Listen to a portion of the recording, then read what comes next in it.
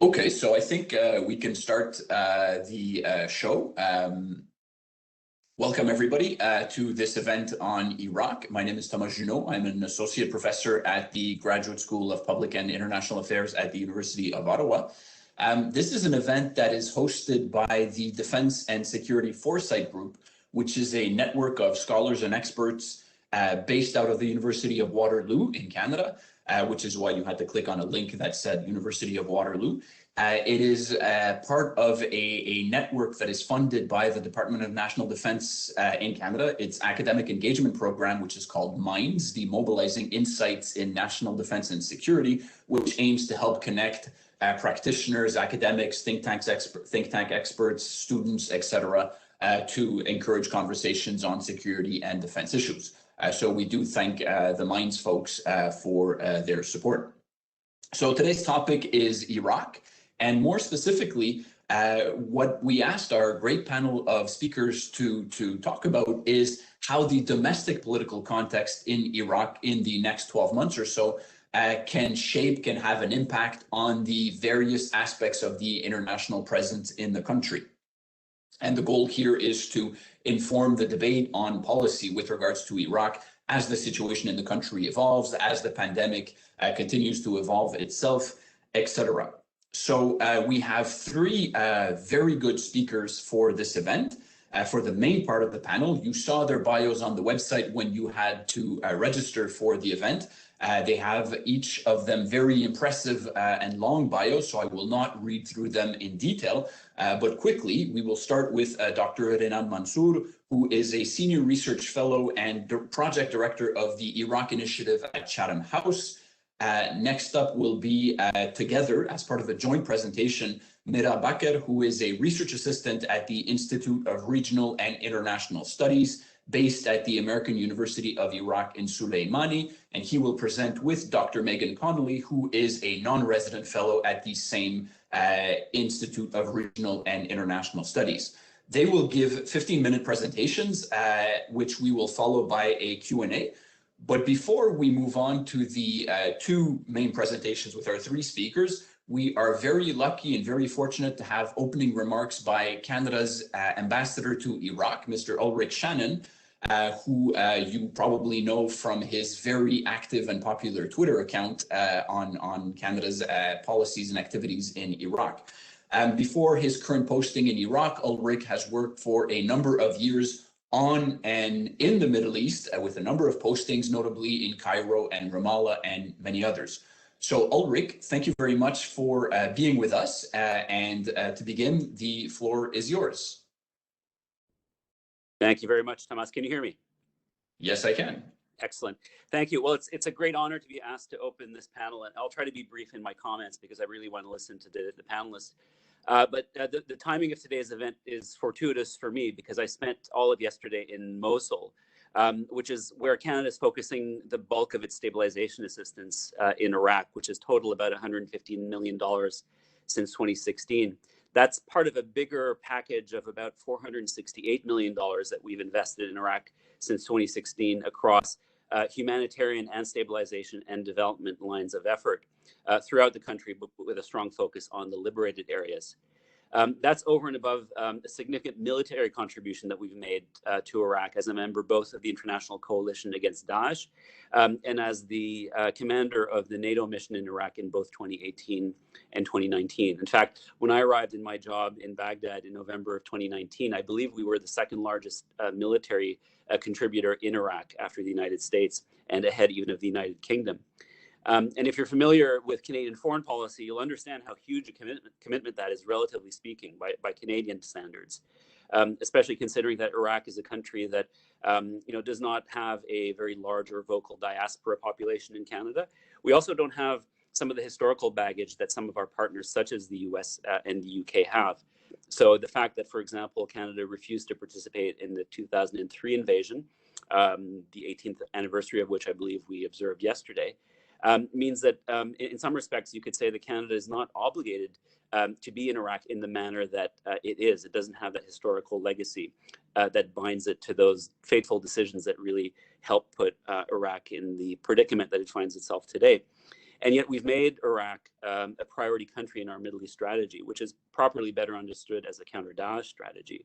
But we've done that since 2016 as part of the strategy of transitioning from the kinetic phase of our work against Daesh under our previous government to what we consider a more whole-of-government approach, which is interested in dealing with the root causes that led to the rise of Daesh.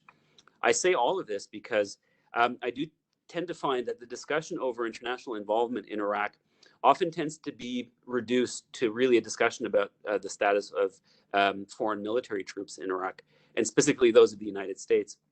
Whereas I think the issue is much broader than that. And, you know, as Canada, I think our position in Iraq is much more straightforward.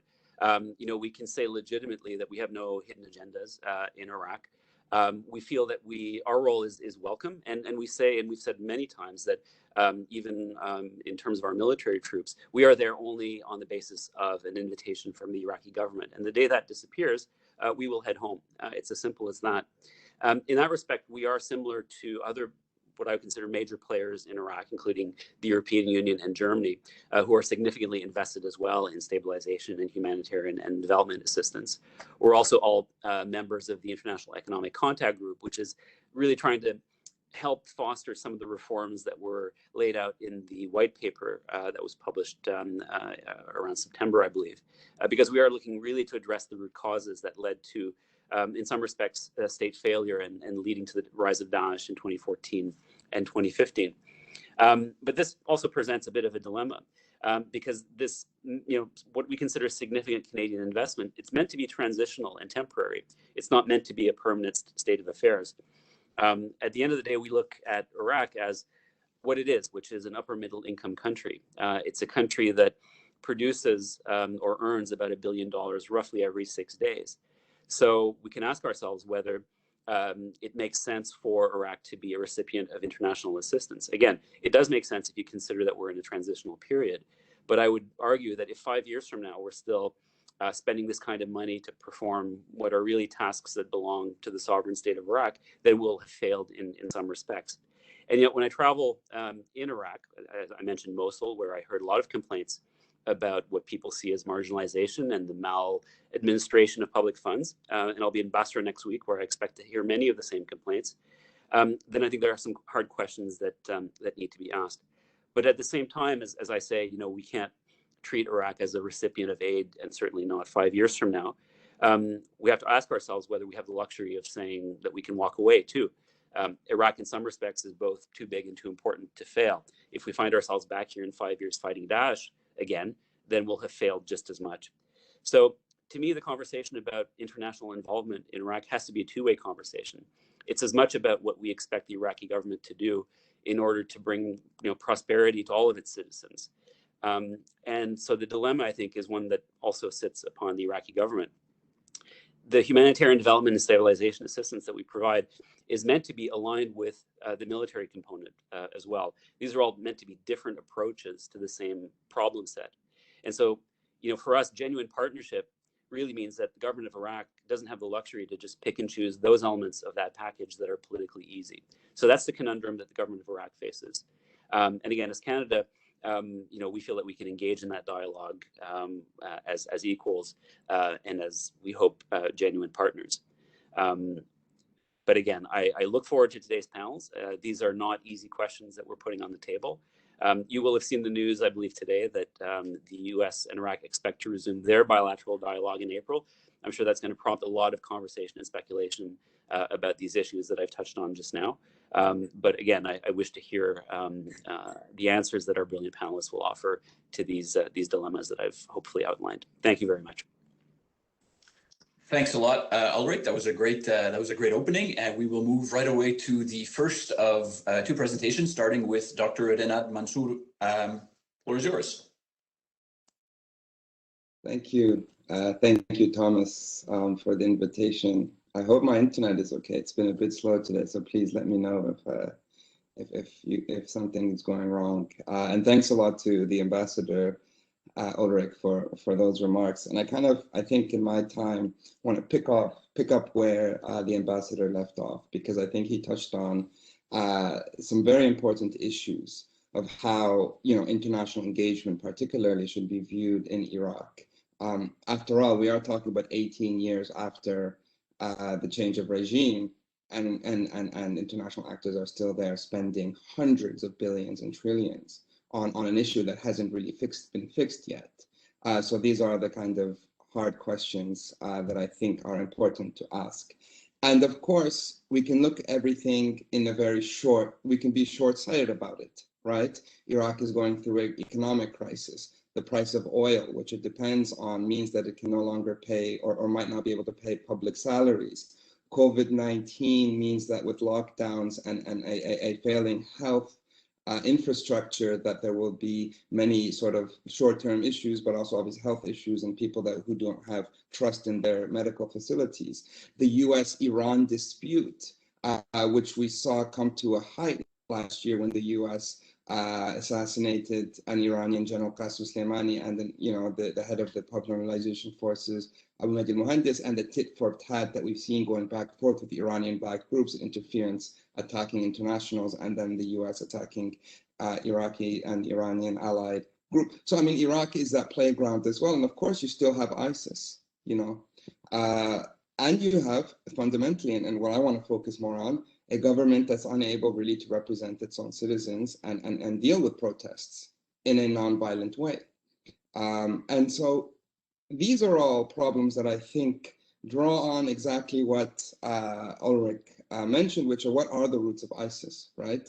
How many times since 2003 has there been a mission accomplished, a territorial military defeat of some kind of insurgency or some kind of problem, only for there to be a resurgence of that problem years down the line, right? And mentioning Mosul is interesting and important because, anyone who would have gone to Mosul immediately after the fall of the caliphate would have seen how happy the people were just to be reintegrated back into Iraq, right? Mosul had one of the highest voter turnouts in the 2018 elections across the country. You go there today and you just get that sense of disillusionment again, right? So I think rather than looking at Iraq's history in a linear way where we have some kind of progress, I think it's important to look at it in cyclical. And what that suggests is that cyclically we're moving away from what was post-ISIS, and we're potentially moving towards what could be different types of conflict that will erupt. And that is the concern moving forward if these cycles of conflict are what dictate Iraq. And so to kind of zoom out then, what you have today, and so the paper that I wrote for this panel kind of looks at today, you have a small group of reformists, liberal reformists in the Iraqi government, let's say the prime minister, the president, who international actors are expecting to be the champions and the agents of reform, right? And that's oftentimes what kind of the emphasis is, and particularly from the US, but also Europeans and Canada, to try to work with those formal levers of government. The problem, of course, is those former lever governments are A, quite powerless vis-a-vis other social actors in Iraq, and B, part of that same network, to the point where I don't think it's actually useful to look at Iraqi politics as, let's say, conservatives versus reformists, but actually as an entire network of politicians, business people, armed actors that all function together, and the main purpose of their function is to allow the system to muddle through. So even though you have crisis after crisis, the Iraqi system is designed to muddle through at the expense of the people. The elite as a whole, the political parties may seem to be on the day-to-day, may seem to be fighting each other. And you actually can have fighting, whether that's the KDP and PUK, or whether that's the Sajrist versus Assad al-Haq or Nouri al-Maliki and Nasiriyah. But at the end of the day, they do still tend to come back together when the system is at threat. Right? And so the system will continue to muddle through. But what is that system? And why is it being challenged today? And I think that's sort of where the paper focuses on. The system is based primarily on patronage politics, right? So if you look at employment in the Iraqi state after 2003, there is a ballooning of 850,000 employees in the state in 2003 to 6.5 million by 2020, right? what political parties viewed the country, the government, as a way to develop their own patronage networks, to employ their people, to be able to gain power, to gain wealth, and then to be reinforced in elections, right? So elections become reinforcements because their own people go out and vote for them. Now, what's happened is that patronage politics and that trying to give everyone jobs is being hit directly with a demographic reality that's unsustainable. Right. So whereas in 2011, 2012, Nouri al-Maliki as prime minister was able to handle protests by offering jobs, right? The current government is just no longer able to offer jobs and almost not able to pay the salaries of others. And keep in mind that 90% of Iraq's revenue comes from oil, and the majority of employment in Iraq is government employment, right? You don't have a private sector. So everyone expects government jobs, but the government's no longer able to provide those jobs. That, and critically, coupled with 18 years of misgovernance, has led to a massive decline in trust across the country. But particularly, we've seen it erupt in Baghdad and in the south, also parts of Kurdistan as well. And that trust has meant protesters coming out. And we saw that in October 2019, but also in Basra in the summer of 2018. Now, those protesters aren't protesting against a single leader. They're not protesting against a single issue. They're calling for an end to that political system that the US and the allies and Iraqi exile put onto them in 2003, which was meant to be democratic, which was meant to be more representative, but what really became a power-sharing elite pact, where political parties across the spectrum, Sunni, Shia, Kurd, came together, split the spoils of the war, and did not benefit their people. And so demographics means that year by year, more and more Iraqis are no longer part of the social basis of those groups and are unemployed. And so you have the economic problem as well as that ideological problem. So if the government and the elite as a whole, again, is both economically and ideologically corrupt, they can no longer convince their people that they are democratic or are working in their best interest, they have to rely on more violence. And that's what we're seeing. So in October 2019, the Iraqi government and its allies killed its citizens. And since then, the Iraqi government and its allies, who are all on the payroll of the Iraqi government in different to varying extents, are operating on a sort of, let's say, ensuring that there's no mobilization in squares by arresting, by assassinating, by intimidating civil society and activists. These are the roots of conflict, right? This is quite direct. And so while, again, if we step back then and say that they're in the government, you still have reformists, and I really do believe that the prime minister and the president in the government are genuine that against violence against protesters and are genuine in trying to reform, they are still part of that system. And they're very well aware of that, what that system is doing. And that and they're unable to really change it, but they're still willing to be part of that system. And so that's, I think, where the fundamental debate comes. And so although today we don't see protests anymore in Iraq, I think that this becomes the key to understanding where Iraq goes. As the elite have been able to intimidate, as the lockdown has worked, as many of the protest leaders have fled, have been supported in fleeing at times, one would think that the protests are over, but the protests aren't over because the roots that led to these protests are still there, just like the roots that led to ISIS are just still there, right? If we go back to that ISIS question, the government's decision a few months ago to randomly close displacement IDP camps and kick IDPs out of these camps without an idea of where they should go shows a lack of foresight, a lack of strategic vision, massive consequences. Year by year, these youth, these women, these children, these families are living in these camps without a solution, right? Where is the reconstruction in many of these areas? Where is that? So again, that sort of excitement, as I mentioned, that began after many of these people were liberated from the caliphate is beginning to wane. And so what we're seeing is that conflict cycle come back to that. And so in terms of, and I'll sort of end in a bit on sort of what is the role of internationals, because I think I've given a pretty great image of Iraq and where it's going. And that's not to suggest that it's completely doomed. And again, we talk about this brink of collapse, but Iraq is not on the brink of collapse yet. because the elite work together to support the system. And they'll use violence, ideology, and economics when they can to maintain that system. But where do the international actors fit in? And of course, it's a question of engagement. Who do you engage with in this country? But also a question of understanding the networks and how they sort of work with each other so that engagement can be effective, right? So many ambassadors, but also international actors have told me when they speak to a minister or when they speak to a senior official, they're not speaking to power and they get frustrated. How many times deals that are signed get lost because what you have is underneath the formal sort of state, political parties controlling director generals and senior civil servants who are the power in Iraq. And a lot of other actors who are outside of formal governments are the power in Iraq. So then the fundamental contradiction becomes in an international political sort of system where you have formal engagement and the minister must talk to the diplomat or the ambassador. But if power is not there, then if you're not engaging with power and talking to power, and looking at where the choke points actually are, I think international policy making becomes very problematic, but also certainly not effective.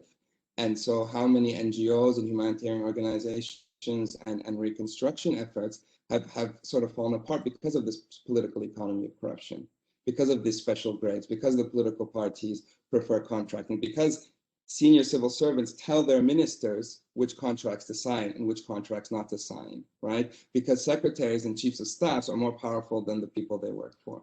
So I wanted to sort of conclude on that point, the point being how then can Canada or other international actors begin to develop regaining that public trust, right? So obviously engaging in the sort of political kind of corruption is problematic, but I think to me, I'm often asked, for example, how do we support new political parties that are emerging that are from the protests, right? Because there is an interest in supporting civil society and supporting protests. And my reply is, I don't think that the international actors have a good history in interfering in elections by supporting one side over the other, notwithstanding ideologies. To me, the key has to be, how do you create the conditions to get Iraqis out to vote? Because if you look at voter turnout, the turnout in 2005 in the first election was 80% or so. By the last election in 2018, people argue it's 20%, some would say 40, but it's much lower, and I think the actual number is around 20, but a bit above 20%. So how do you regain the trust? How do you regain the conditions that will allow Iraqis to feel like they can have a voice in their political system, not necessarily supporting one side over the other side? And so I think I'll leave it at that and look forward to the discussion. Thank you very much. That was great and right on time.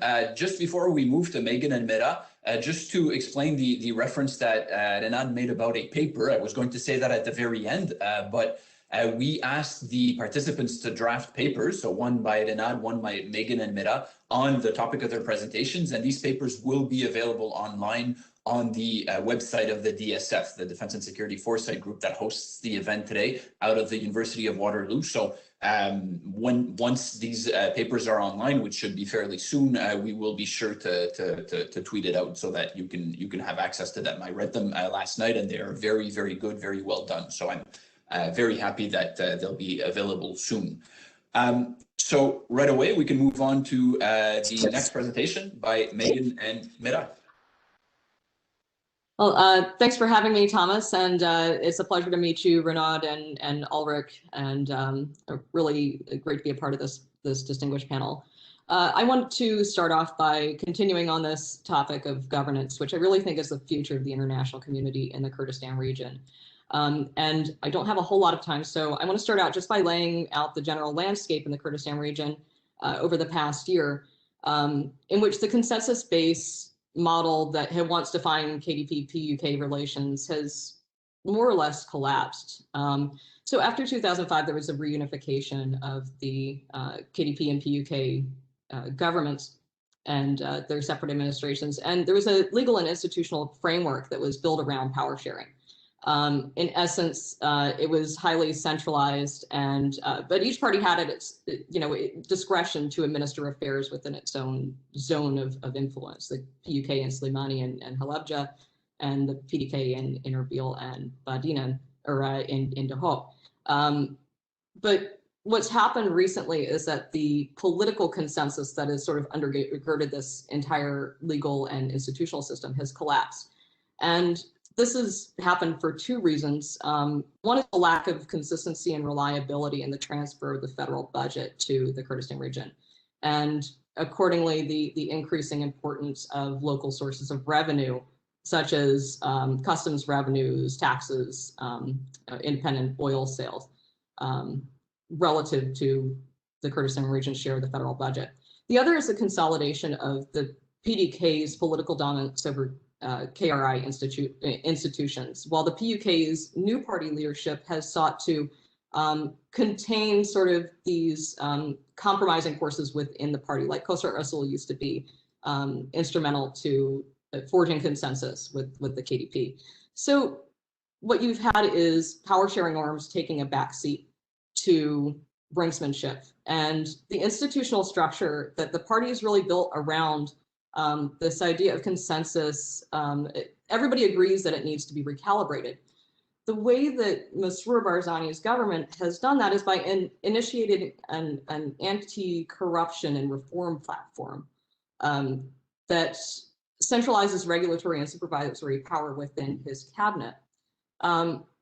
The PUK looks at this and believes that this is being done with the intent to cut off its access to levers of power within the ministries and institutions of government, and also to curtail its authority over its own zone of influence. So as a result, the PUK has demanded greater decentralization of power within the region, which would involve a devolution of fiscal and administrative power to the provincial governments. Notably, and I want to transition to a discussion of the confrontation between the parties and their constituents here. Notably, none of these proposals address elections. Provincial elections have not been held in 7 years. Over 7 years, there have never been district elections. And this becomes increasingly important as we look at the emergence of protests and unrest in some of these more peripheral areas in the Kurdistan region, including the independent administrations of Raparin and Gurnian, and even in the KDP's zone as well. So, so along with this breakdown of partisan consensus, there's also been, like in the rest of Iraq, there's also been a winning of public confidence in the political system over the past several years, and an increase in this protest activity. Like I said, this has included protests in the PDK's yellow zone, particularly in the Badina, which you didn't used to see this kind of activity before, and especially on a large scale like has happened recently. And this is attributable in part, of course, to wage cuts and hiring freezes, austerity as a result of the budget cuts, but it's also a result of the inadequacy of procedural democracy and political institutions such as parliament and provincial councils and local governments to address the grievances of citizens. These institutions have functioned more as distributors of patronage than as representative institutions. So as the persuasive power of patronage becomes less, as that wanes as well, it used to be, the coercive methods applied by the KDP and PUK have become increasingly applied to chill speech that they regard as being subversive. And I think over the past 3 years, there's been an increase in the filing of civil lawsuits against journalists and social media users for posting defamatory content on the internet. And more recently, we've been seeing this wave of mass arrests, particularly in the yellow zone, and charging dissidents under national security legislation. Even more concerning is the suspension of legislative immunity for MPs. Prior to this past year, there was only one MP in the history of the Kurdistan region political system that had his immunity lifted. This year we've seen 4. So that is an alarming increase of in the suppression of political speech.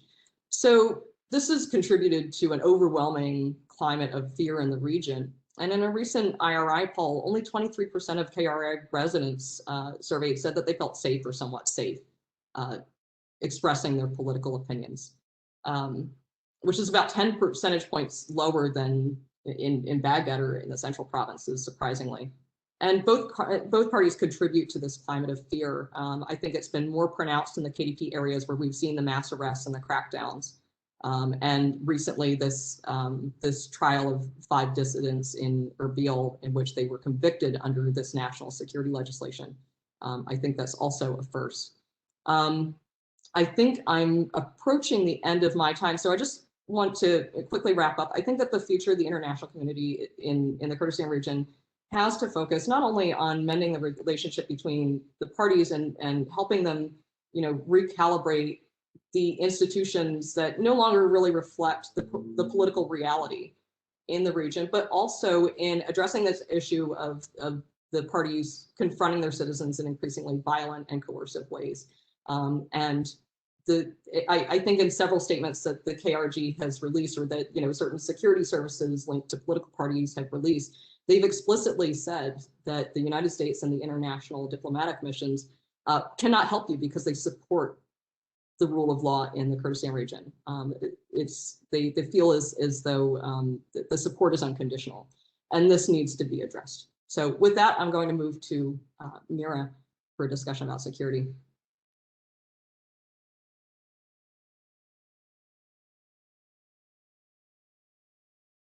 You are on mute, Mira. Sorry, as Megan mentioned, right now there is a huge political disparity in the KRI, between the 2 ruling parties. So the 2018 regional elections brought an immense, victory to the KDP that lead to the, KDP dominance in the KRI. The KDP right now, controls the presidency, premiership, the KRI Security Council, the Ministry of Natural Resources, the Ministry of Interior. This has led to a situation that, as Megan mentioned, there is no longer the political power sharing between the 2 parties, and as a result of that, the PUK has been, on defensive and has been trying to veto KDP power and decisions that the party sees as threat to its political and economic interest, and of course the PUK capitalizes on its security agencies and forces to pursue that policy. And just like KDP, the PUK has its own Peshmerga forces, intelligence agencies, armed police, elite police forces, counterterrorism forces. So it is really important right now for the PUK to protect its security forces to remain as the rival party to the KDP, and these internal dynamics makes it presents a highly challenging a very big challenge to the international community efforts to professionalize and unify the Peshmerga forces in the KRI. Since 2017, Germany, the US, and the UK, has formed a reform package to reunify the Peshmerga forces. Unsurprisingly, the international community, has neglected the importance role of the other security agencies and forces. When the 2 ruling parties compete for power, they engage their internal forces that include intelligence agencies and other police forces. So they have not understood how these forces affect their efforts in implementation of security sector reform, and this is really attributable to this increasing tensions between the 2 ruling parties is really attributable to the new leadership. So right now we have 2 key power brokers in the region, who are the Prime Minister and the PUK co-leader. So Prime Minister and PUK co-leader Masroor Barzani and Lahush Razongi both have a strong background, military and intelligence background, and now they are in the political scene. That's why we're seeing an increasing human rights violation and crackdown on protesters and mass arrest of activists and also journalists. And so these domestic rivalries between these two Kurdish ruling parties has also been detrimental to their power in the disputed territories. I mean, these two parties, once used to be, for instance, power brokers in Kirkuk, but they now enjoy little to no power. And as a result of their absence and throughout the disputed territories, different actors, especially the Iranian-backed militia groups, have emerged and have planted their seed of influence. And this has not only presented threats to the KRI, but also to the international coalition forces. I mean, as a result of their free movement throughout the disputed territories, they're able to launch rockets on KRI territory, and the recent multiple rocket attacks we saw that killed a civilian contractor. I would like to lastly also talk about the issue of the PKK and Turkey. I mean, since 2016, the Kurdistan Workers' Party, or the PKK, has increased its activities and presence throughout the KRI, and I think the group has neglected the provocative measures that Turkey have taken to target them and contain them in the region, and Turkey as a result has increased its on-ground military operation and airstrikes that have also targeted civilians, and many villages throughout the region have been abandoned as a result of the fear of airstrikes. That's also detrimental to the already fragile economy the KRI has. So if I recap what I said, the international community in a sense has failed to understand the nature of the security sector of the KRI, and that's why they have exclusively focused on the Peshmerga, while Peshmerga does not play an important role since the territorial defeat of ISIS. It is the other security agencies that are completely excluded in the security sector reform. So to bring these two parties together and to cooperate and to strengthen the stability the KRI has, it is really important that the international community also include internal security forces and agencies and their security sector reform. And also the international, the international community should consider sitting down with the two ruling parties and bringing them together to have like a comprehensive and coherent policy toward the disputed territories as a way to restore the imbalance of power there, and as a way to avoid the attacks on the international coalition forces. So I will stop here. I'll be glad to answer any question. Thank you so much. Thank you. Thank you to all three of you and to the ambassador before that. That was really useful. There was a lot of good substance in not a long time, so that's great. We will now open the floor to Q&A. The way we can do this, there are two ways. Either you can send me a direct message in the chat box, through the chat function that you should see if your computer is like mine at the bottom right. You can either in a message to everybody or privately to me say that you have a question. I will call you out. You can unmute yourself and then you can directly ask your question. Since we're not such a large group, this is manageable. If for whatever reason you would rather that I read the question for you, that's perfectly fine. Just type up your question in the chat box and I will read it out. and then ask whichever speaker the question is targeted to answer. And just to confirm, questions can go to our three main speakers, but also to the ambassador. The question can be to him, to the three speakers, or to the floor as a whole.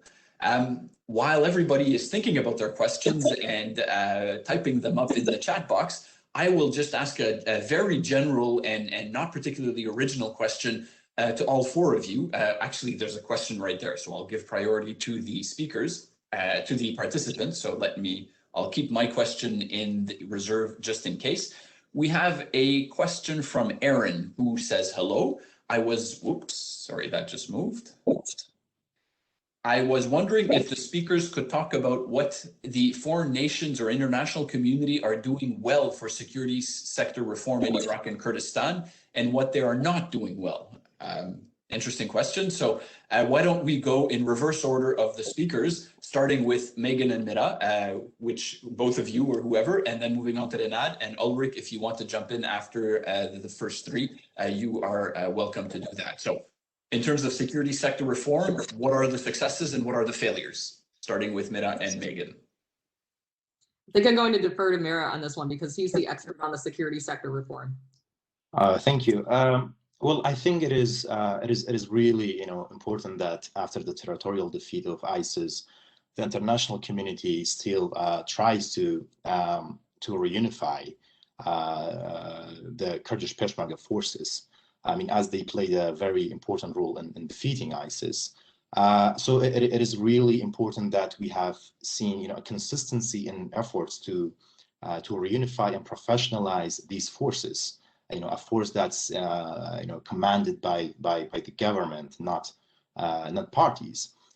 So I mean, the will to have such a reform package is very good.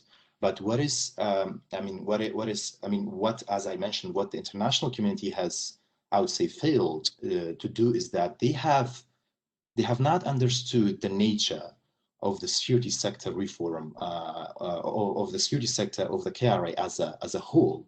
They've been treating Peshmerga as an exclusive, forces, while they don't consider that the other forces, the counterterrorism forces, the intelligence agency, the armed police forces, are also part of a greater KDP PUK security sector.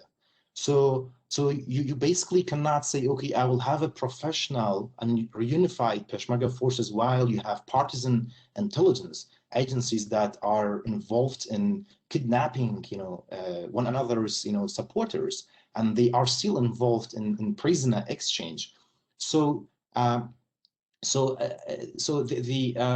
void here is that the international community has failed to include or have a comprehensive security sector reform package that treats the security sector of the KRI as a whole and will set a clear mission to how the future of security sector of the KRI will look like. And fundamentally, as we explained, the KDP now is primarily leading the KRI institutions, presidency, premiership, security council, Ministry of Interior. So the international community's security sector reform has been seen as a threat by the PUK, because they say, in theory, if we have an integrated security sector, then the KDP will have the monopoly of using violence. And a PUK commander told me, right now we have the security forces, and this is what the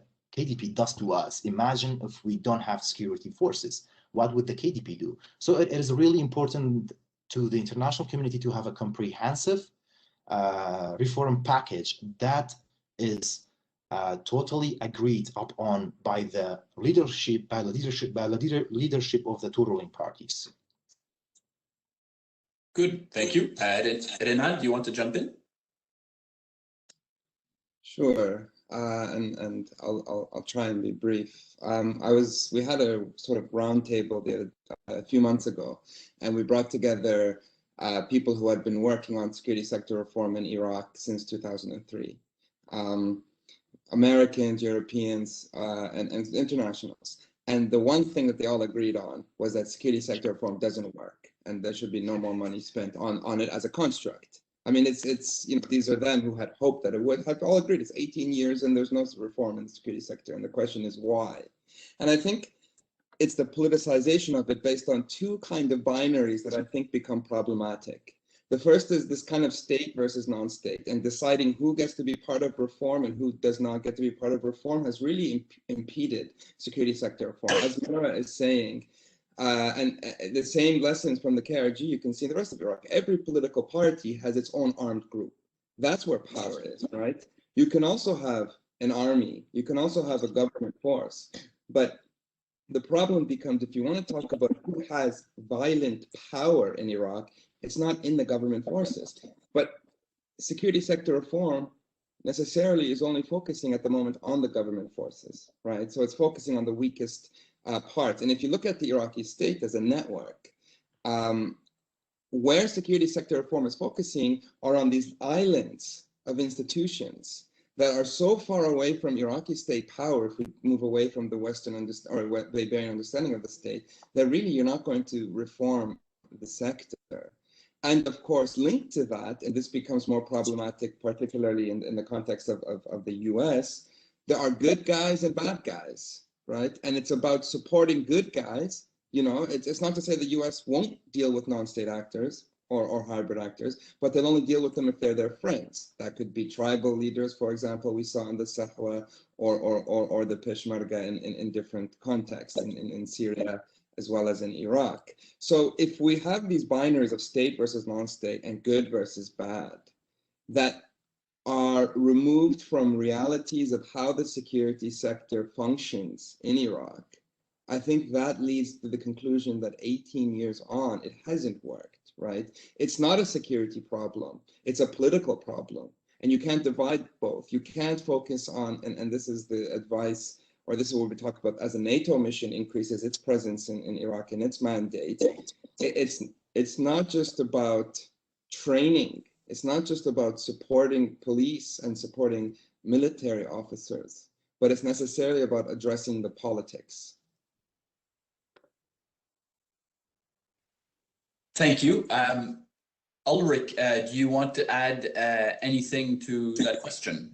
Yeah, in fact, I wanted to hot pursuit Renad's last point, because I think while I would never call it a success story, or at least not yet, I do think it's worth saying a word about the NATO mission in Iraq, because I think if you look at the history of military assistance, in Iraq, going back to 2003, and even in Afghanistan, you see the same patterns of, train and equip is kind of the template that's often used, and not particularly well.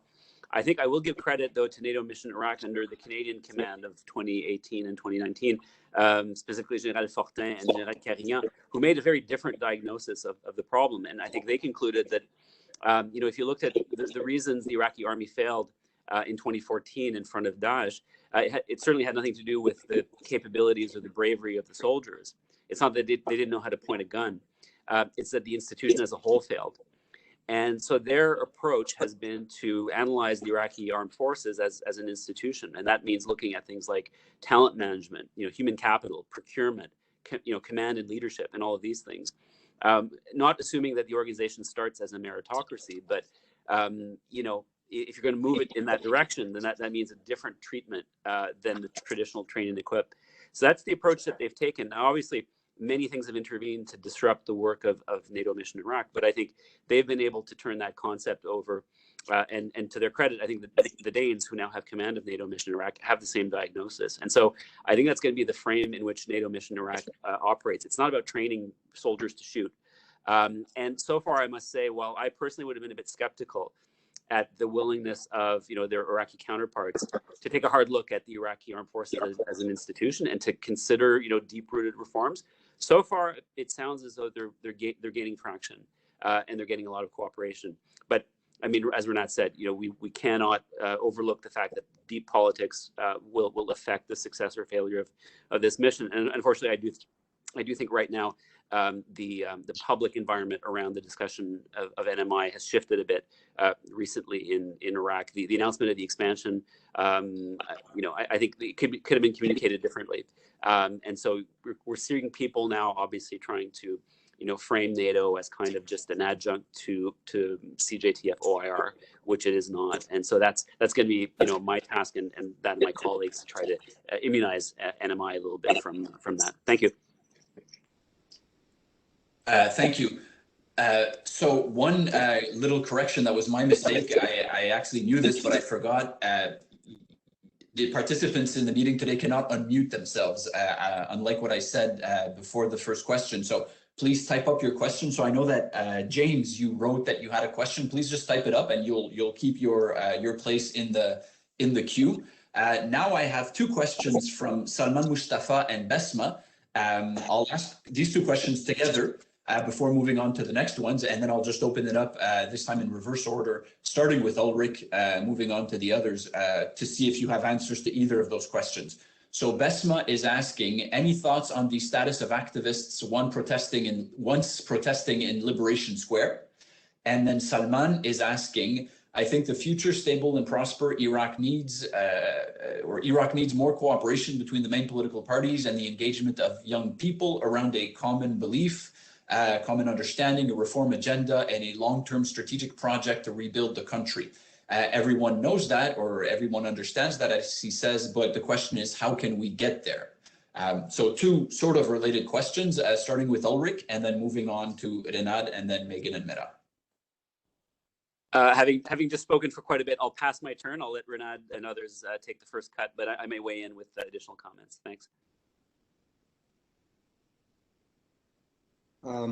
So I think, as I mentioned, a lot of people look at the protests that emerged in 2019 almost as a failure by now, because although they were able to remove or get the prime minister at the time, Adel Abdel Mahdi, to resign, not much has changed, and you don't see protesters in as much as you would in that time in Tahrir.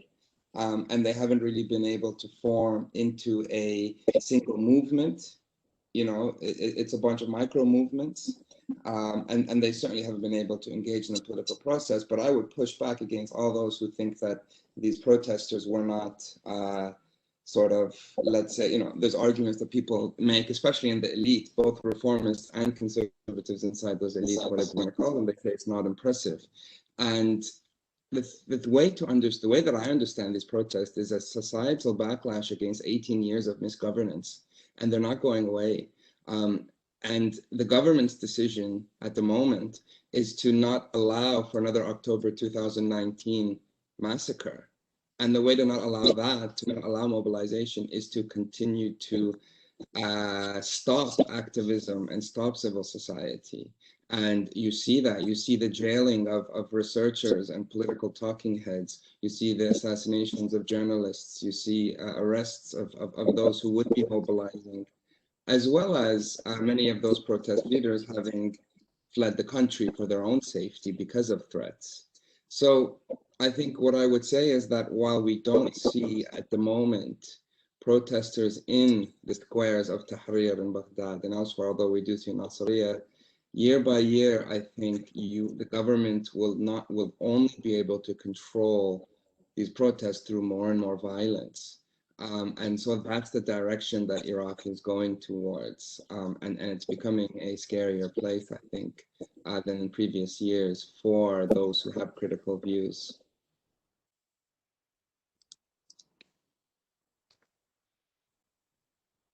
Yeah, I think if I could pick up on exactly what you were saying for the Kurdistan region. I think the Kurdistan region faces a number of similar issues, particularly with the youth bulge. The Kurdistan region can pay salaries intermittently. It's sort of faltered on this as it's cut salaries as part of the savings program and has been has been delaying salary payments for months. But ultimately, it can keep people off the streets by paying at least part of their salaries. The problem is the unemployment issue, and the fact that the public service no longer has the capacity to employ people the way it once did. So the response to that has been, as well as with the breakdown of democratic institutions, the response to that has been the use of not only more violence, but also, I think, in the Kurdistan region, a notable increase in this sort of rule of law politics, in which the government is sort of using this as part of its reform platform in a way, in which the government increases efficiency and responds to demands for greater, I guess, transactional efficiency or greater state capacity by making the government more efficient, improving the legal system. But this has meant jailing more people, using the law to suppress speech and suppress subversive activity. And I think, there's an opportunity for international engagement here, because the Kurdistan region government relies so much on its international image as being this benign actor in the region. And I think that this is an opportunity where the United States and diplomatic missions can sort of cut through that messaging. But right now, Masroor Barzani's cabinet especially has really doubled down on the prosecution of journalists and dissidents. If I want to add one point, I would like to engage, to relate this question to the international engagement in the KRI. As Megan mentioned, the Kurdistan region really, cares about its picture in the international community. So what is here is really interesting is unconditional support from its like Western allies. That includes, arming, training, and funding its security forces, and their security forces are heavily involved in cracking down on protesters. So just last December, when protests broke out in the KRI, tens of Humvees were on the street, and we still don't see any sense of accountability. Like when the US, UK, Germany, Canada, arms the two ruling parties. There should be some sort of condition that they cannot use it against their own citizens. So we still don't see any sense of conditionality or accountability. Yeah. Thank you. Ulric, do you want to jump in before the next round of questions? I just wanted, as a point of order, just to make a correction, which is that Canada is not one of the countries that is arming and equipping the KRI security forces. So since 2017, since the referendum, we've suspended direct assistance. So that's not answering the broader point that Mira is making, but I just wanted to get that correction on the record. Thanks. Good, thank you.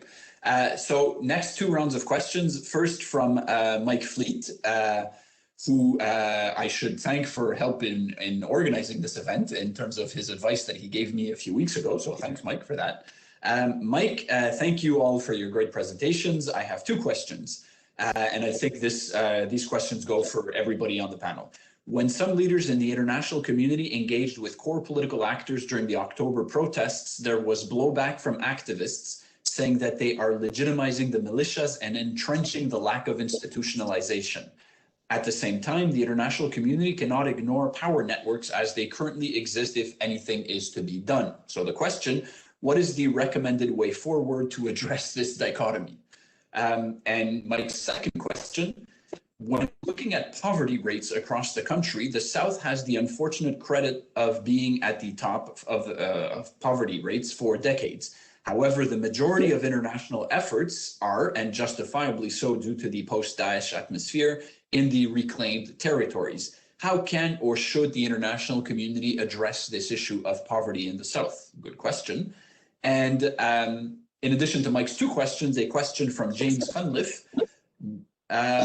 Just a question to explore a bridge between the KRI and Baghdad. Would it help to move this issue forward? Joint security cooperation, referendum? I'm not sure I get the question. from James. I think there was a reference in the chat box. Let me just check that very quickly. Yes, so James's question is about Kirkuk and the disputed area. So I think the way that we can frame this question is any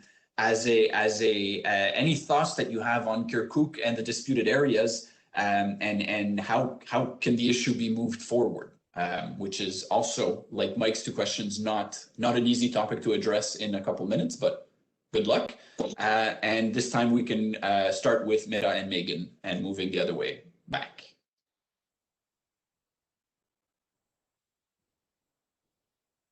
Mira, I don't know if you wanted to take this one. I just had, with regards to Kirkuk, you know, I think there it's very important to address governance as part of, or even before the security response as well.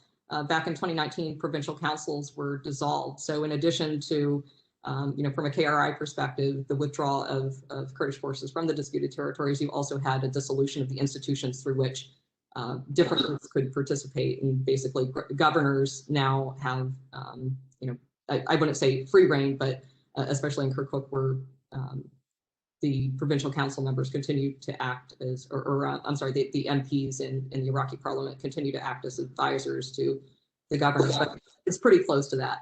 And there have been a number of allegations of abuses of power under this system in which provincial councils have been dissolved. I think it's really important to, and I don't think that provincial council elections have been on the agenda, or, you know, the 2009 law even calls for district and sub-district elections, especially where, you know, the problems with ethnic and ethno-sectarian divisions are so attenuated at the district level and even the sub-district level. I think it's really important to focus on strengthening, you know, political institutions, local governments, having elections, you know, focusing on provincial governments, representative institutions.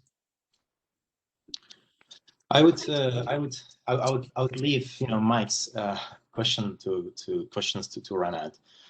He might be the best to answer that. But with regards to disputed areas and I mean Kirkuk, I mean since the withdrawal of the Kurdish forces, there have been you know tons of discussion about joint security forces, joint command operation in Kirkuk, but it has not materialized. I think there is a lot of conflicting interests in this issue, and there's regional intervention. I mean, speaking of Kirkuk, Kirkuk right now, you see an increasing PMF influence in the city and as I mentioned earlier, the lack of a coherent PUK and KDP policy toward the city and toward the area has been really detrimental. And I mean, a few days ago we saw that the KDP was meant to return to Kirkuk, and supporters of a certain a militia party came to the streets and blocked the Kirkuk and Erbil road. So I mean, this issue is very complex. This issue is very complex and involves a lot of actors with conflicting interests. And in my opinion, it is really important that the international community get engaged with the two Kurdish ruling parties to form a coherent and decisive policy toward this area to stabilize and restore the area, and also to destroy any threats on the region. Renan, do you want to jump in? Sure. Yeah, I think there's always a kind of challenge for international actors in dealing with personalities versus institutions. Ideally, you would want to support institutions and build institutions so that they can be the instruments of governance. But in Iraq, we know when those institutions are weak, really, it's more about personalities and parties in those networks. And so it's kind of they're stuck. We're trying to build institutions have often led to them being far removed from the reality, social reality.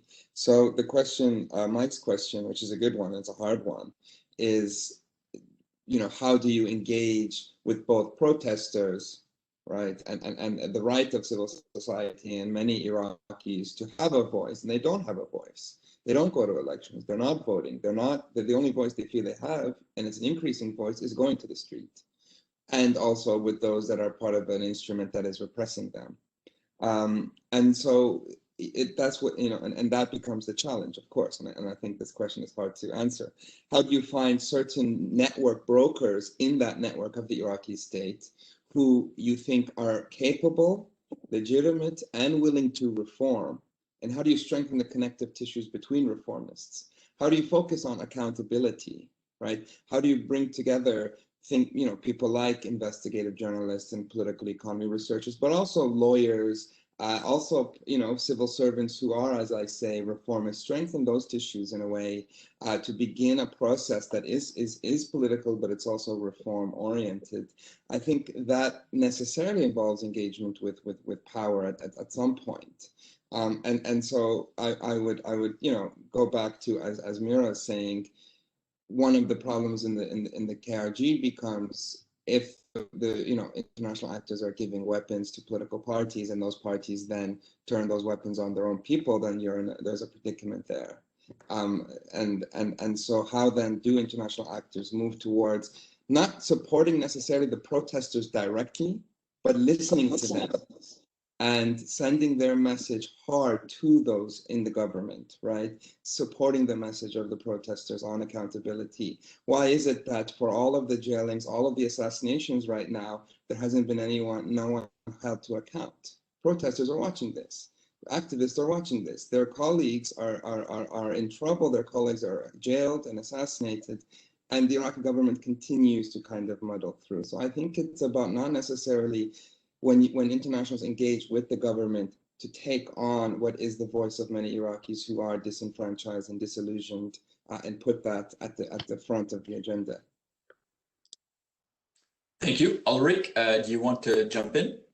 Sure. I mean, I actually don't struggle with Mike's first question at all. So the issue of, who do we meet with, et cetera, I find there tends to be a bit of a, general misunderstanding about, frankly, the role of diplomats. We're not engaged in a popularity contest. We meet with people of all stripes, whether we agree with them or not, or whether we like them or not. And we do it for multiple reasons. And frankly, some of the tough conversations that I had with some leaders, I don't talk about publicly, and there's a reason for that. But unfortunately, if all you see is the photo of the grip and grin, then the assumption is, you're voting with that party or with that bloc, which is not the case. The reality is, we can't overestimate our influence, and that includes the influence of our not meeting or talking to people. If I just decide for myself that I don't, want to meet with Hadi al-Amri, well, I don't think Hadi al-Amri is going to cry himself to sleep that night. The reality is, we try to create leverage and influence, and we try to do it for good purposes, and precisely as Renaud said, to try to bring that that set of concerns that we have with how demonstrators are being treated, etc., and make them our concerns as well when we speak to people that we don't agree with. On Mike's second question, which no one's addressed, the issue of poverty in the South, it's on my mind because, as I said, I'm going to Basra in a few days, and I'm sure I'll get an earful about how the international community is not doing enough. And Canada is certainly guilty of that because all the massive bulk of our aid is focused in the liberated areas. And really, all I can say is to sort of refer back to my opening comments. The dilemma is we can't substitute ourselves for functions of the Iraqi government, and I don't think it's reasonable to expect for countries like Canada to be spending taxpayer dollars doing development work, basic development work, in the South, which is the economic motor of Iraq, a country that is the world's fourth largest oil producer. That's difficult, but I find it easier to justify the investments that we're making in the liberated areas because, again, they were liberated at times through actions that we, the coalition, took, which included inflicting damage on those same areas. So, in Mosul yesterday, I visited the Shifa hospital, which was destroyed partly by coalition bombing, but it was destroyed by coalition bombing because Daesh was using it as a sniper point and as a bomb factory. So there's a reason for it, and I'll defend why it was done. but I also acknowledge that there's a there's a certain moral debt that needs to be paid by countries like Canada in respect of that. But no, that is a tougher question to answer. Thanks. Thank you. We have under 20 minutes left, and I have a lot of questions. So I apologize in advance to those questions that we will not have time to go through, but I think that's just a good sign of the great quality of our speakers and the importance of this topic. So I'll move quickly to the next two, but please keep that in mind in your answers that we do have a lot of questions in the queue. So next up from Pat Osgood, how can Canada deploy more forces under the NATO mission while force protection remains an intractable problem? To what extent is the NATO deployment going to be dependent on the US security umbrella? And what problems does that pose in the context of the US-Iraq strategic dialogue? And then a question from Marius. Hello, thank you for this very interesting discussion. What is the position of the main Kurdish parties regarding the presence of PMF in Sinjar and a possible Turkish military intervention in the area? So I think we can actually start again with Ulric and move then to Renad and the other two for this round of questions. So Ulric, up to you. Sure, thanks. Well, I'll have to be careful about speaking about what NATO may or may not do in the future, because that's a consideration that's broader than just what I think or what Canada thinks. But the question was, how can Canada do X and Y? I think I would challenge the point that force protection is an intractable problem. Obviously, force protection is a massive consideration for any such decision. But I think, what we've seen in terms of incidents in the last year, I would question whether they pose at all an existential threat to the NATO mission. I think, a rocket does not in itself, represent something that a military force can't handle. I think the broader question is one of the NATO mission standing in Iraq, and certainly under the Canadian command, I think it's fair to say, it enjoyed broad political support, and I include in that, even those elements in the Shia political spectrum that are by nature more suspicious of, foreign military presence. Certainly, when I met with them, they had either benign or a positive opinion of the NATO mission. I think that's gone sideways a little bit in terms of again how the communications around the expansion were handled, and I think there's going to have to be a bit of a political engagement strategy to try to bring us back to where we were and the standing that the mission occurred previously. Another consideration as well is whether the NATO mission is going to continue to be based where it is, and whether it's going to, in other words, continue to be co-located with the coalition in Baghdad. I know there's always been an intent or an interest in having a separate basing arrangement, which again would help deconflict those two a little bit in terms of public perception. So I'll leave it at that on that question. Thanks.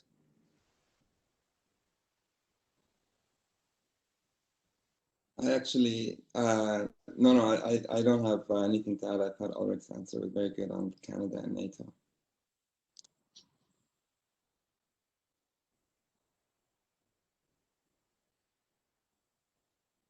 I don't think I have anything to add either to that answer. Me neither.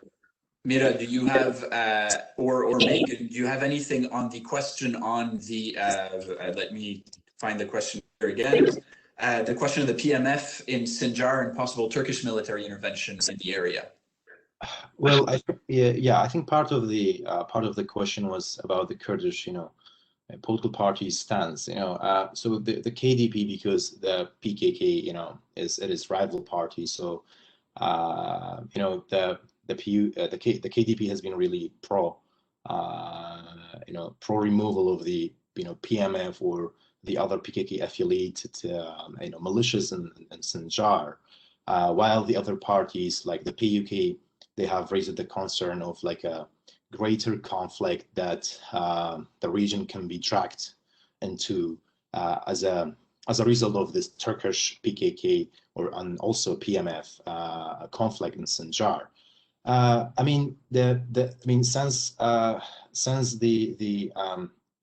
Since this agreement has been signed to restore, let's say, power in Sinjar, that would require the removal of these different forces and forming a new force for the district.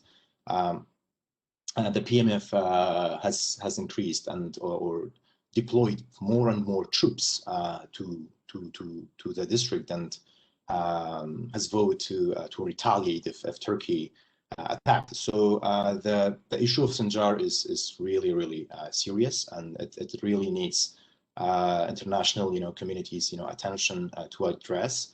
And I think the implementation of the current agreement might be quite hard. A new agreement that would, to less or more degree, address the different interests of different groups would be needed.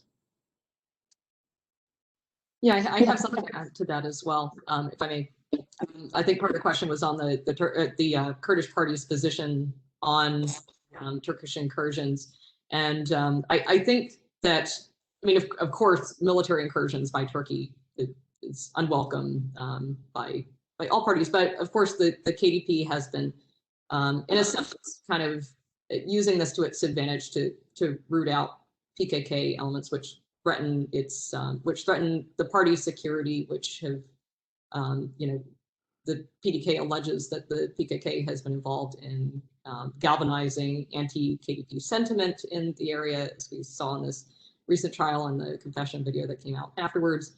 But the PUK has been more cautious, and I think the PUK's position on this is a little bit more interesting because while the PUK, especially under this new leadership, the Ulric Shannon has been very, pro, or at least he's tried to convey this position in which he is pro, greater Kurdistan and pro resistance, and kind of sending these messages of support for the SDF and the arms strength. But I also think at a practical level, the PKK has been unwilling to indulge or to accept a influential presence of PKK or its affiliates in its own territory. And so what's interesting is that you see Subad Talabani usually being involved in sort of implementing policies that would reduce PKK influence in the green zones, Slimani and Halabja.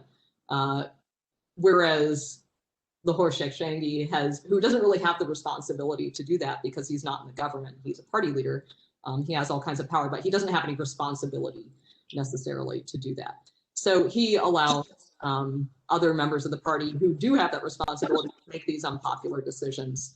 But really, I think there is agreement amongst both the KDP and PUK that the PKK presence and the Turkish incursions are a major problem. But there is a bunch of rhetoric that kind of clouds that reality. Good, thank you. So moving on to the next two questions. First from Flavia Fusco. Many thanks to all the panelists for their insightful talks. I have a question about the EU's engagement in Iraq. So thanks for bringing that angle up. Renan mentioned the need for international actors not to interfere directly in domestic political processes by supporting, for instance, parties coming from the protest movements, but rather trying to foster a positive environment for Iraqis in order to make their voices count. So the question, how would you translate this extremely important point into concrete policy recommendations for the EU? And then a question from Christian Colding, what would be the best way for the international community to engage with the elections? Renad talked about voter participation, but what else? So we will again go in the reverse order, starting with Megan and Mera, and then Renad, and finishing with Ulric for this round. So please go ahead with those two questions. Yeah, I'd like to pick up on the voter participation question. But I think both questions kind of relate to voter participation and making certain voices count. With regards to the KRI has the highest voter registration, the highest rate of biometric ID card registration in the entire country, and yet according to the recent IRI poll, residents of the KRI are least likely to participate in the upcoming elections by far. I think less than 30% said that they were very likely to participate in the upcoming elections. So what could possibly be causing this feeling of disaffection with the political system? And I think it's the things that we discussed, the fact that the political parties that are representing Kurdish interests in Baghdad seem to be working for their own interests rather than for the interests of their constituencies. Also, I think a lot of this is colored by the perception of politics in the Kurdistan region as well, and the dysfunction of political institutions. Also, the fact that opposition parties have not been particularly effective in changing policy.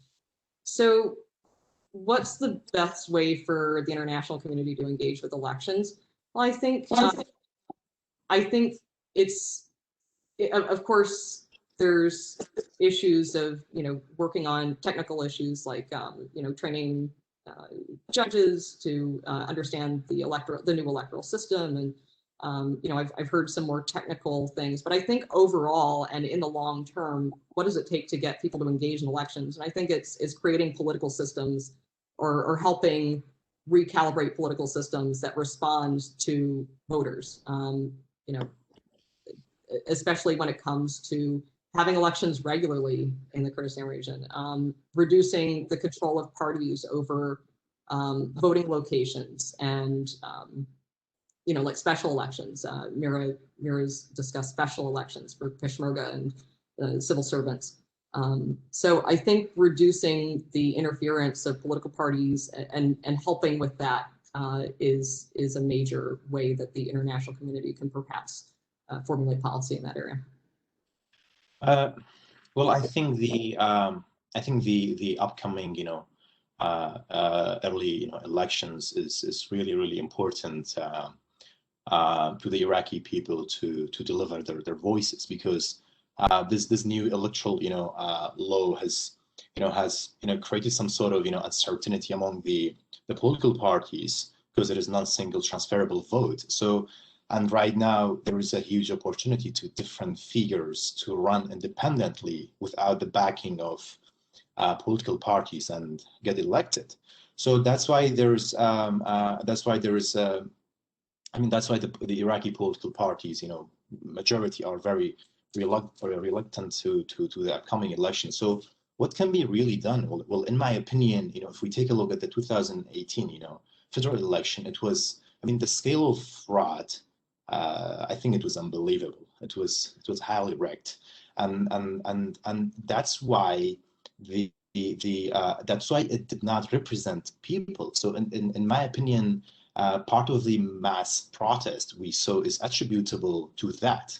So there was a new political elite or representative in the Iraqi parliament that was not directly elected by people. So it is like right now with the upcoming election, it is really important that it will take place, because it has the legitimacy of the protest movement.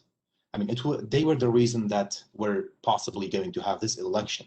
And what will be really important to international actors and EU to play a role is through election observation. So the UN, other actors should really observe the election, so that we will have a free and fair and credible election, and the results should really represent what people want, not what we had in 2018.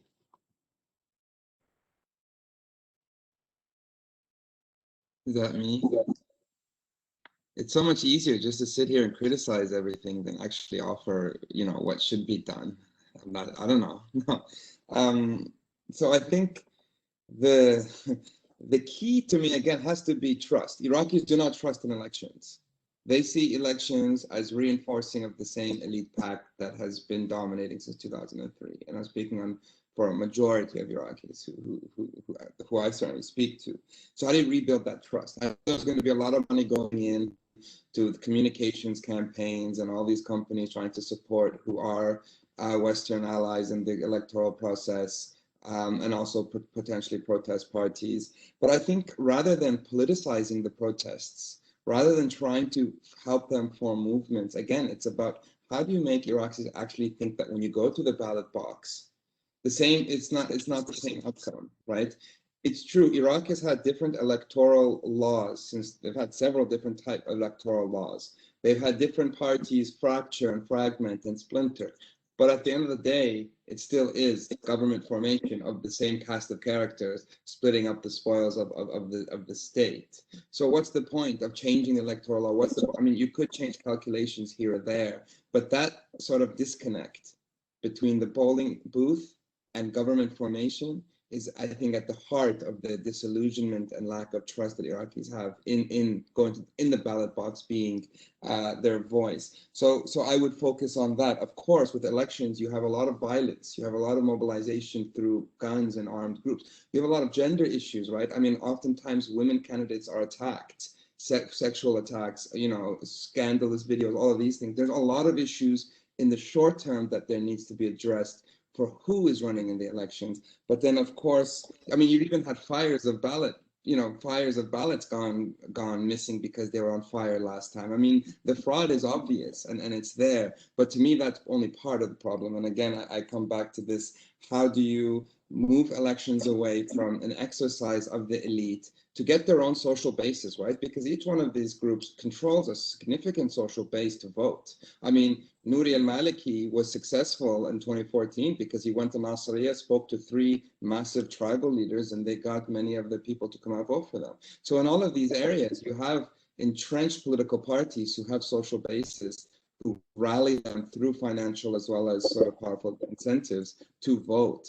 And then you have groups that are new, like the protest groups, who don't have that similar base, who are many, who don't have a vision. And so how do you sort of, you know, shift that dialogue?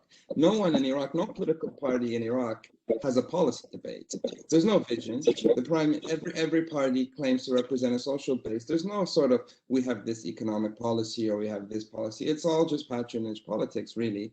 And so this prime minister is trying to build a new party, or several. And nobody knows exactly where he'll stand. I mean, but that confusion is indicative that you have the old established parties or movements that will be successful, and new movements under this law will have issues. So again, that becomes a difficult question. I don't even think I've given any recommendation. I think I've just talked more about problems than given any recommendations. But it's about trust building, and to me, a success will be a high voter turnout, much more than who wins. If we can just get Iraqis to the ballot boxes, trusting in the elections, increasingly so, that to me is success. Thank you. Ulric, you were the first to go, and now you will be the last one to go. Any concluding thoughts? Thanks. Well, I mean, as a Canadian diplomat, I won't fall into the trap of giving the EU recommendations publicly, but I'll just say a word about what they are doing. So I mean, they're very active. They're running the EU assistance mission, which is focusing on police and law enforcement reform. So they're players on security sector reform. They're co-chairs of the International Economic Contact Group, which again is focused on the white paper and fiscal and public administration reform.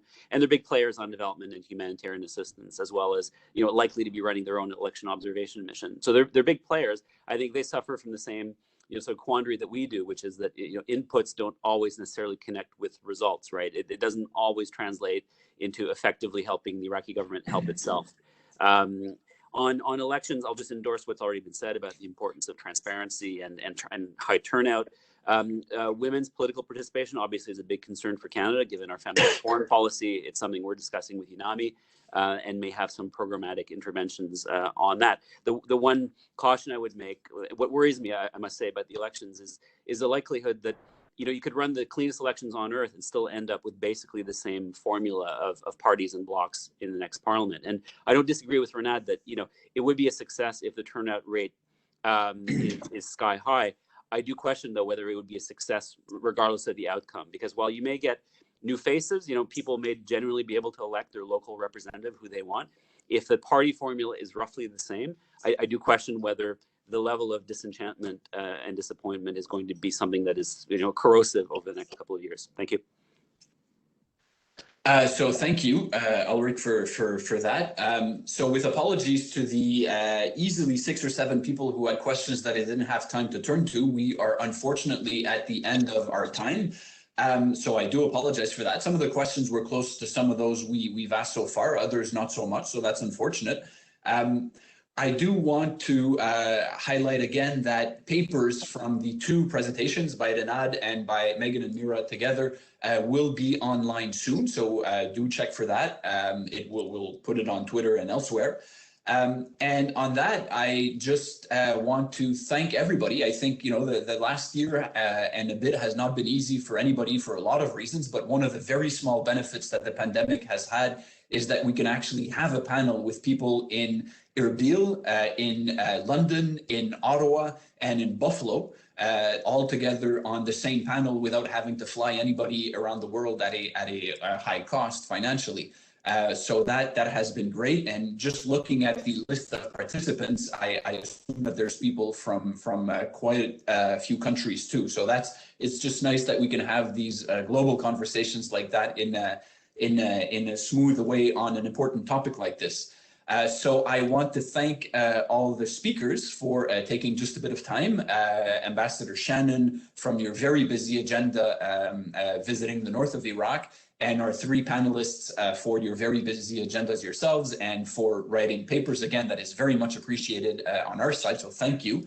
And thank you for great presentations and really useful insights. And of course, to finish, I do need to thank someone who you did not see, but who has been the brains and the muscle behind the organization of this event, Kirsty Kearney from Waterloo, who has been responsible for coordinating this and helping us out. So thank you very much, Kirsty, even though we can't see you right now, but we know everything that you've done. So thank you.